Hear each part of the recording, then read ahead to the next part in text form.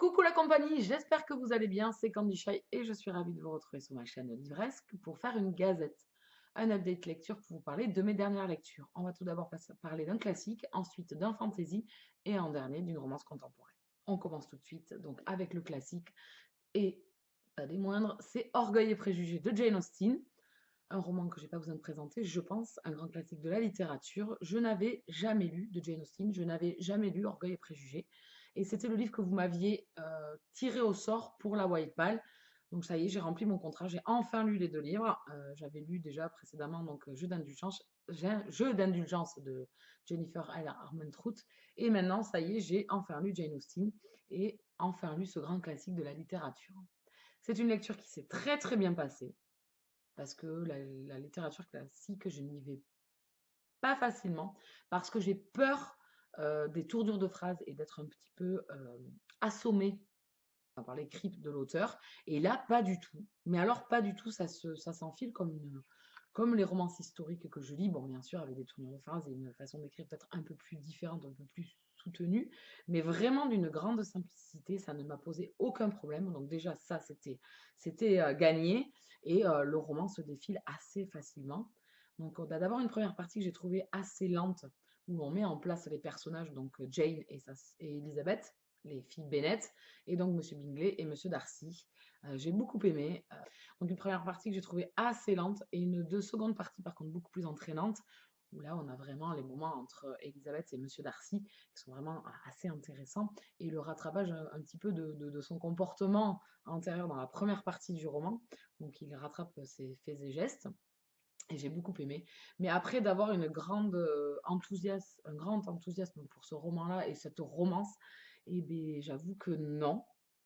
J'ai bien aimé, ça reste très en retenue, très de l'époque, je pense que cette époque-là, où tout est en retenue, dans le respect et dans les convenances, et dans voilà, le statut de chacun, et le statut entre un homme et une femme, et voilà, comment une relation peut se faire, voilà, il y a les convenances à avoir. Donc c'était vraiment une lecture sympa, je suis ravie d'avoir découvert Orgueil et Préjudice, c'était une bonne lecture, mais j'ai pas trouvé, comment vous dire, comme certaines de ces romances qui vont m'emporter, où mon cœur va battre la chamade et tout. Voilà, je suis restée un petit peu sur ce recul-là, de ne pas avoir été entraînée par cette romance qui m'a fait, voilà, on va dire, mettre des étoiles plein les yeux. Pas du tout. Mais ça reste une bonne lecture parce que c'était vraiment intéressant de connaître ces romances à cette époque-là. euh, Comment l'auteur a amené la romance, tout ce qui est en retenue de ce que pensent ces jeunes femmes, elles le gardent au fond d'elles, elles ne peuvent pas en parler, et j'ai trouvé très intéressant. Donc j'ai beaucoup aimé la lecture d'Orgueil et Préjugés, je lui mets un 7 sur 10, mais je suis restée quand même loin je pense, l'engouement de certains, genre qui peuvent relire Orgueil et Préjugés 2 fois, 3 fois, 4 fois. Voilà, c'est une belle romance, c'est une belle preuve d'amour, enfin c'est une belle rencontre, voilà, un peu compliquée très compliquée sur le départ, mais j'ai pas eu les envolées de cœur comme je peux avoir pour certaines romances. Voilà. Ensuite, on change de registre, on va passer à la fantasy avec l'intégrale 1 du Trône de Fer de G.R.R. Martin. Moi, j'ai les éditions Françoisir. Donc, un pavé. Donc, on n'a pas l'impression. C'est écrit tout petit et il fait 800 et quelques pages. Donc, le Trône de Fer, on se les fait en lecture commune avec le carnet de Jessica et Chat dans La Bulle de Chat, je crois que ça s'appelle, son blog littéraire, sur Livradic. On s'est fait ça, alors un peu en décalé, hein, parce que moi j'ai interverti certaines lectures entre-temps pour couper un petit peu, j'avais des impératifs, donc, et le rythme n'est pas du tout le même quand on a un roman comme ça. Alors, ce qu'il y a de bien, c'est que les chapitres sont courts, puisqu'on on change de personnage à chaque chapitre. Donc, Le Trône de Fer, en fait, j'avais regardé la série télé, que j'adore. Le problème, c'est que quand vous lisez un roman après par la suite, c'est que vous savez ce qui va arriver, et que là, en plus, la série télé est vraiment conforme au livre. Donc vous n'avez aucune surprise. Et du coup, enfin moi, personnellement, ça m'a enlevé de l'entrain et de l'engouement pour cette lecture. Même si j'ai pris énormément de plaisir à retrouver tous ces personnages et que ça m'a donné envie de revoir la série, parce que ça fait un petit moment que j'ai vu quand même la saison 1. J'ai beaucoup aimé ce roman. Ici, je retrouve les personnages que j'adore, que j'ai adoré dans la série télé. Ça se lit par contre très très bien, très rapidement. Je vous dis, le fait que ça soit des petits chapitres, c'est une grosse pépite. Je l'ai lu sur ma liseuse, donc, parce que c'était bien plus pratique, bien plus entraînant et pas à me promener ce pavé. Donc c'est un fantasy pur et dur, même un dark fantasy, je dirais, parce qu'il y a énormément de morts au fil des pages. Donc j'avais pas de surprise dans ma lecture, mais c'est très entraînant quand même. J'étais ravie de revenir dans ce roman-là. Je suis surtout ravie d'avoir enfin sorti cette intégrale de ma pile à lire. Le tome 1, ou 2012, pardon, je dis une bêtise. Ça fait 5 ans qu'il est dans ma pile à lire, donc ça y est, j'ai enfin sorti ce roman-là. Donc c'est toujours super sympa de retrouver ces personnages, de retrouver John, de retrouver Arya, de retrouver Sansa, de retrouver Tyrone, Ned. Voilà, voilà. Bon, les Stark, bien évidemment, je les aime beaucoup, enfin surtout John et Arya, bien évidemment. Sans ça, je lui mettrais certainement quelques tartes dans sa face. Elle le mérite bien, cette petite gamine un peu princesse. Donc je pense que dans cette saison 1, mais bon, vu que j'ai vu les autres saisons, je n'aime pas Arya, je n'aime pas Sansa, pardon, elle m'énerve, elle me tape sur les nerfs. Mais c'est vrai qu'au fil des saisons, c'est ces personnages-là qui au départ, on ne les aime pas et sont vraiment plombantes et qui en fait ont une énorme évolution dans le roman. Donc pour l'instant, elle a quand même pas mal évolué, hein. Elle a pris une grande claque dans sa face, donc ça l'a calmé un petit peu. Tyrone, j'adore. J'adore ce personnage depuis le début. Il est hyper sarcastique. J'adore ce personnage-là. J'aime énormément John, bien évidemment, puisque j'aime énormément l'acteur qui joue son rôle dans la série. Donc, à chaque fois, je l'identifie à lui.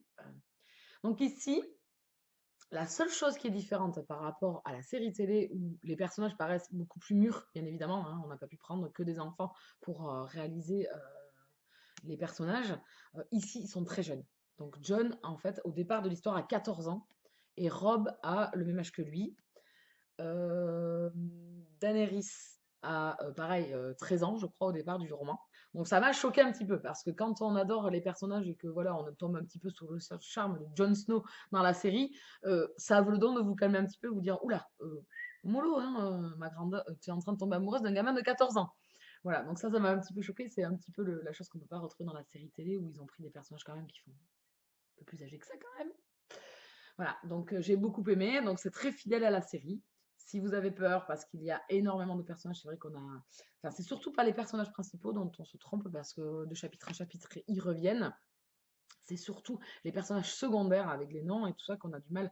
Des fois, il y a des surnoms en plus, donc il y a de quoi se perdre. Donc, mais j'adore. Donc, on a décidé de continuer à se faire les intégrales. Donc, normalement, on devrait se faire l'intégrale 2 au mois de juin parce qu'il me fallait quand même une petite coupure. Je leur ai dit, ça serait bien d'attendre un tout petit peu parce qu'elle voulait se l'enfiler au mois de mai. Je leur ai dit si c'était possible d'attendre le mois de juin parce que c'est vraiment des gros pavés. Alors, j'ai regardé le tome 2 parce qu'il me paraissait moins gros. Mais en fin de compte, non, il fait 900 pages. Donc, voilà. Mais je l'ai également en e-book, donc ça va aider aussi. Donc j'ai beaucoup aimé ma salle de lecture, beaucoup aimé retrouver cet univers de fantasy pur et dur. L'univers qu'a créé l'auteur est génial, donc les 7 couronnes, toutes ces villes, toutes ces contrées, on va dire, différentes, avec des coutumes différentes. J'aime beaucoup et ça va de complot en complot, ça va de meurtre en meurtre, tout le monde a la trogne un petit peu pourrie. Donc j'aime beaucoup, tout le monde en prend plein la tronche. Arrêtez la naïveté parce que ça va vous porter préjudice dans cette série. Donc c'est vraiment génial. Je lui mets un 8 sur 10 et j'ai hâte aussi quand même de découvrir la suite, même si, voilà, je vous dis, ça enlève un petit peu de charme d'avoir vu la série avant. On m'avait conseillé de le faire et je ne regrette pas, hein, je ne dis pas ça. C'est parce qu'il y avait énormément de personnages dans le roman et qu'on disait que c'était un peu dur et on pouvait se perdre. Donc effectivement, ça aide, mais du coup, ça enlève un petit peu de surprise au récit. Mais sinon, ça a été une très bonne lecture. Et je remercie les copines, enfin les copinotes de Livre Addict là, parce que sinon il ne serait jamais sorti de ma pile à lire, ça je me connais, il y sera encore. Et c'est vrai qu'en lecture commune, des gros pavés comme ça entraîne un petit peu. Le dernier roman dont je vais vous parler, c'est Hades Engman, le tome 1 hors la loi de Tylee Cole, pardon, aux éditions Milady Romance, collection Sensation. Donc ici on est dans l'univers des bikers. Les Hades Engman. J'ai beaucoup aimé cette lecture, c'était vraiment très sympa avec quelques bémols, surtout sur l'héroïne principale et la façon dont l'auteur a amené certains événements ou qui m'ont paru trop gros ou elle m'a énervée dans les réactions qu'elle a par moments qui pour moi m'ont paru un petit peu à double qui m'ont paru non crédibles par son passé à elle, par tout ce qu'elle a vécu, et que c'était un peu en incohérence à la facilité avec elle gobe les choses et lesquelles elle s'adapte. Voilà, c'est tout. C'est ça qui m'a un peu perturbée. Cette héroïne un petit peu m'a perturbée. Donc ici, on se retrouve dans un univers de bikers. Une jeune fille, Mae, quitte en fait une communauté où il se passe des drôles de choses dedans, voire des choses ignobles. Vraiment ignobles. Mae est enfermée depuis sa naissance, puisque ses parents faisaient partie de la communauté. C'est une secte pure et dure avec des mœurs vraiment horribles. Dans le roman, on n'est pas épargné. C'est ce que j'ai aimé de l'auteur, c'est qu'elle nous explique vraiment ce qui s'est passé, ce qui leur est arrivé. Donc, dans cet univers de bikers, rien n'est édulcoré. On nous dit les choses comme elles sont. Voilà, donc ça j'ai beaucoup aimé parce que pas de demi-mesure, hein, noir c'est noir, il n'y a plus d'espoir. Voilà, donc c'est vraiment super bien amené par l'auteur. Donc elle mélange, voilà, donc vraiment deux univers complètement à l'opposé l'un de l'autre qui se catapultent puisque la communauté, la secte où vivait Maé est une secte religieuse. Bien évidemment, vous vous doutez bien qu'ils ont contourné la Bible à leurs avantages, vu les choses ignobles qu'ils font. Et Mae réussit à s'enfuir, et elle réussit à s'enfuir, et dans sa fuite se retrouve donc blessée, et elle atterrit donc chez les Hades Engman, donc un univers à l'opposé total de la vie qu'elle a connue jusqu'à aujourd'hui, et elle apprend à vivre avec cette nouvelle communauté de bikers. Donc eux aussi ne lésinent pas, donc eux c'est les purs et durs bikers, donc ils tuent, ils font du trafic, voilà, tout ce qui peut les faire vivre, quoi, on va dire, entre guillemets. Des bons bikers purs et durs, donc on rencontre donc le chef, Styx, le chef des bikers, et sa clique. Alors, on a plein de personnages masculins dans cette série, donc vous vous doutez bien que c'est le tome 1, et que de tome en tome, on va retrouver d'autres personnages de cette série. Donc, dans le tome 2, j'ai vu que c'était Kyler, donc l'adjoint, enfin le vice-président, comme ils appellent chez les bikers. Donc là, on a le Styx, c'est le chef, le grand chef de la bande, et on les suit. Et donc, entre Mae et lui, va se créer un lien qui date du passé, et donc dans le fait présent revient, et donc je vous en dis pas plus. Donc c'est un roman qui m'a beaucoup plu, mais j'ai trouvé quelques incohérences dans le récit. Il y a des choses qui m'ont, moi, un peu perturbée, des incohérences dans les pensées de Maë par rapport à la vie qu'elle a connue, des choses, voilà, il y a des choses pour moi qui étaient un peu incohérentes sur sa façon de réagir et sur, alors je peux pas vous, c'est ça ce qui est un peu bête, c'est que je ne peux pas en parler parce que je ne veux pas vous spoiler. Donc on a de l'action. Je trouve que l'action a mis du temps à arriver quand même aussi dans le récit. Elle arrive vraiment vers la fin. Il y a quelques événements qui se passent. Mais j'ai trouvé alors aussi certains mots alors je sais pas si c'est la traduction, si c'est l'auteur qui écrit comme ça, mais beaucoup de mots répétitifs qui m'ont saoulé, et surtout un, franchement, qui m'a fait lever les yeux au ciel et qui m'a fait grincer des dents. Au bout d'un moment, je ne pouvais plus l'entendre. C'est ma régulière. Alors, les bikers ont soit des poufs qui les entourent, donc ils se servent d'elles pour baiser, parce qu'il n'y a pas d'autre mot, parce que c'est comme ça qu'ils parlent, hein. Comme je vous dis, il n'y a pas de demi-mesure, c'est brut de décoffrage, donc ils baisent. Et au bout d'un moment, certains trouvent des régulières, donc en fait la femme avec qui ils passent leur vie, hein, ou dont ils sont amoureux, ils appellent ça ma régulière. Et dans le roman, on l'a je ne sais pas combien de fois. Et par moment, je pense que des synonymes auraient pu être sympas, parce que certaines fois, je veux bien qu'on me le rabâche, qu'on m'explique, oui, la régulière et tout ça. Mais dans certaines tournures de phrases, on aurait pu dire ma copine, ma femme, ma pouf, enfin, j'en sais pas comme ils veulent l'appeler, autrement que ma régulière, qui revient énormément souvent et qui m'a saoulée. J'avoue que, franchement, ça m'a saoulée. Bon, ça, c'est des petits détails de la lecture, qui ne sera pas un coup de cœur à cause de ça, bien évidemment, vous vous doutez bien. Mais il y a énormément de choses qui m'ont plu dans ce roman-là, donc l'univers des bikers, bien évidemment, et surtout j'ai très très envie de lire la suite, parce qu'il y a des personnages secondaires, donc dont un très excessif, j'ai trouvé également, donc Flamme, qui sera dans le troisième tome, je pense, et Ryder, comme il s'appelle dans le roman, qui m'a énormément plu, et j'espère qu'il y aura son tome à lui, parce que j'ai adoré. Donc on est dans deux univers différents, une secte communauté et l'univers des bikers. J'ai beaucoup aimé ce roman-là. Ça ne sera pas un coup de cœur, voilà, pour toutes ces petites choses. Moi, j'ai trouvé qu'il y avait des incohérences, je sais, sur le comportement de Mai et de Styx, qui, voilà, voilà. Alors, C'est ce que j'aime les amours passionnels et passionnés, mais par moments, trop, tue, mon engouement pour, la romance. Voilà, c'est vrai que par moments, j'ai trouvé ça un peu exagéré au niveau de l'un et de l'autre, et surtout après tout ce qu'a vécu Maë, voilà, j'ai trouvé quelques incohérences là-dessus, sur la romance et surtout sur certains mots qui reviennent souvent, donc comme ma régulière et qu'est-ce qu'il y avait d'autre? Il y en avait certains mots qui revenaient énormément dans le récit et je trouve que ça plombe et là, ici, c'est ma régulière, donc je pense que je vais la retrouver de toute façon dans les autres tomes, puisque c'est le principe quand il tombe amoureux. Donc j'ai beaucoup aimé, il y a énormément de personnages secondaires qui sont vraiment très intéressants, comme Kyler, mais surtout Flamme, Aka aussi qui est pas mal. Enfin, Ryder qui m'a beaucoup plu, vraiment beaucoup plu. Donc un bel univers de biker que j'ai bien aimé, c'était bien sympa. J'en suis pas au coup de cœur.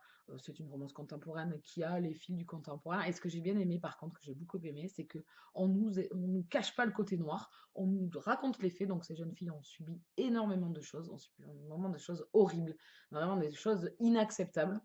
Et donc, bien évidemment, cette communauté, on n'a qu'une envie, c'est qu'elle soit dissoute et qu'elle en prenne plein la tronche. Voilà. Mais bien, quoi, que ces mecs-là, ils en prennent plein la tronche, parce que vraiment, ce qu'ils ont fait, c'est horrible. Je vous laisse le découvrir. Je trouve que pour ça, ça change un petit peu des romans que l'on peut suivre. Voilà, l'univers des sectes. Et là, sur fond d'univers biker, c'est très très bien joué par l'auteur. Je vous conseille hors la loi si vous aimez l'univers des bikers. J'en ai pas lu énormément, moi, des univers de bikers. Je sais que ça a été un peu les parutions Milady d'un temps. Là, il y en a eu pas mal. Euh, Par contre, ceux que je veux lire, hein, c'est les Blood Silence. Ça, c'est sûr. Aurore en a énormément parlé de Emily et Marie Rage. Je ne manquerai pas de les découvrir. Ça m'a fait penser à la série Son of Anarchy. Donc, bien évidemment, Styx m'a fait penser à Charlie Bowman, bien évidemment, l'acteur principal de cette série. Voilà, c'est une bonne série. Je vous dis, ce tome 1 est très prometteur et je ne manquerai pas de lire la suite parce que je pense que ça va s'étoffer encore par la suite. Donc ça reste une bonne lecture et je pense que par la suite, je risque d'avoir peut-être des coups de cœur, ne sait-on jamais. C'est une saga qui est bien partie en tout cas pour m'intéresser encore un petit moment. Voilà, donc je lui mets un 8 sur 10. On a fait le tour de 3 de mes dernières lectures. Je suis désolée, j'ai encore été un petit peu bavarde. N'hésitez pas à venir discuter. Quelles ont été les lectures que vous avez faites vous, hein? Avez-vous fait ces lectures-là? Et si vous voulez qu'on en discute, si vous avez aimé la vidéo, n'hésitez pas à mettre un petit pouce. En attendant, moi, je vous remercie encore et toujours de me suivre. Je vous dis à très très vite. Ciao, ciao!